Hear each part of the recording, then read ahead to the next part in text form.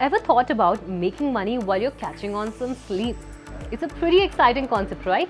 Imagine having that extra cash flow without constantly having to hustle day in and day out.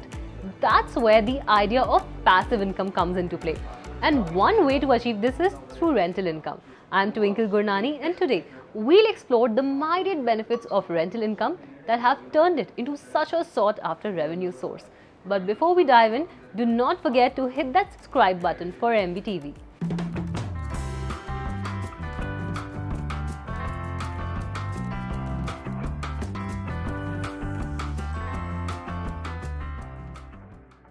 Now let's break it down. Rental income is when you earn money by leasing out your property to tenants. They pay you regularly for using your space, which is what we call rental income.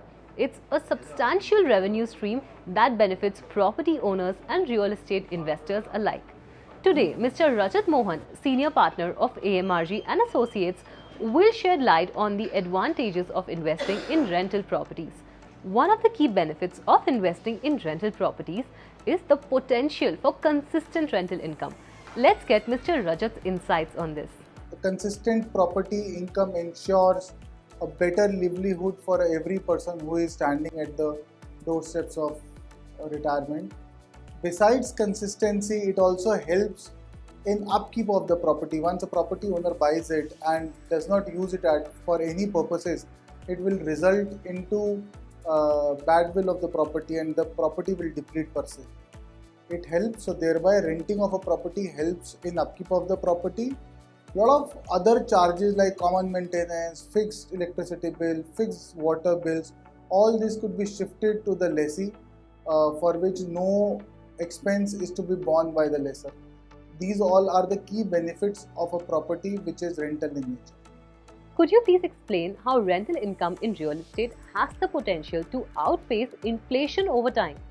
Whereby for a long-term rental agreements, whether residential or commercial, it has generally been seen that 5% to 7% inflation is a contractual increment that is being given by a lessee to lessor under the agreement itself. Thereby, whenever there is an inflation, in an embedded manner, some form of inflation is already passed on to lessor as a fixed inflation. 5 to 7% is an annual increment that we see as a clause in every agreement if the agreement is more than 3 years. Another term we often hear is appreciation. How does real estate property value appreciation contribute to the overall return on investment? We have seen a lot of properties, high street properties, a lot of residential properties, even doubled in a period of 2 to 3 years during the COVID period. So capital appreciation is one of the most crucial points. Even if you are buying a rental property, that does not mean that you will not see a capital increase. Capital increase per se is embedded for every lessor, every property owner, and it will add to the return over and above your rental income. So you can understand rental income could be a small rental income to keep up the property, to shift your expenses, to upkeep your property, but the major chunk of increment, the major chunk of appreciation would come out through a capital increment, which will be leaps and bounds beyond the rental income. There's a concept called leverage, where borrowed capital is used to buy a property. How exactly does that work? Could you please tell our viewers? By making a small initial payment, you can buy a property in your name and eventually rent out that property, and that rental income could be used to pay EMIs. So basically, if you are 20-year-old, if you are 25-year-old, can you own a property? Answer is absolutely yes. You can own a property in your name.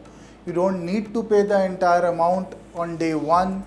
You can pay a small amount as an initiation fees, as a small token, and remaining could be financed by a bank, whereby EMIs are funded through the rental income. So net, every person in the country can own a property, whereby the property itself will act as a security for the banks as well as the NBFCs, and through rental income you can fund your EMIs, and after a gap of probably 10-15 years, whenever the property is yours, you can sell the property and have a good capital appreciation on the same.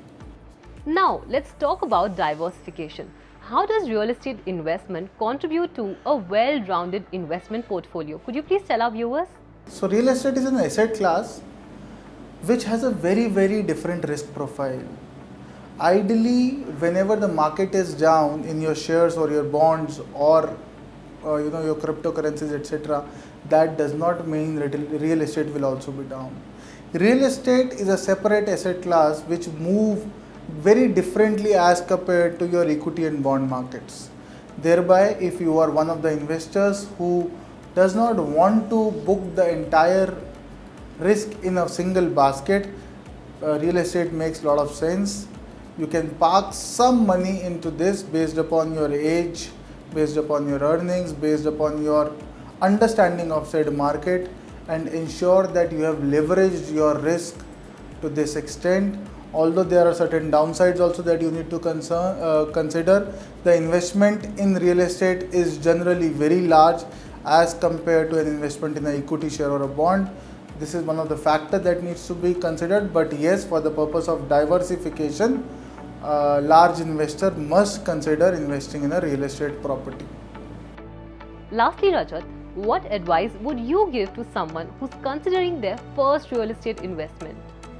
You need to have a plan. The most important part in investing in real estate is to have a definite plan of how much you need to invest, when will you have the funds, how much funds do you have, whether you want to go in for a residential real estate or you want to go in a commercial real estate, whether you want to bank into high street area or you want to invest in a upcoming area, you want to invest in a government plots or you want to go through a private builder, you want to invest in apartments or you want to invest in plots, which geographical area suits you the best, what are the local registry charges, is the investment safe enough, are you expecting a rental return from such property, is the property safe from people around such property.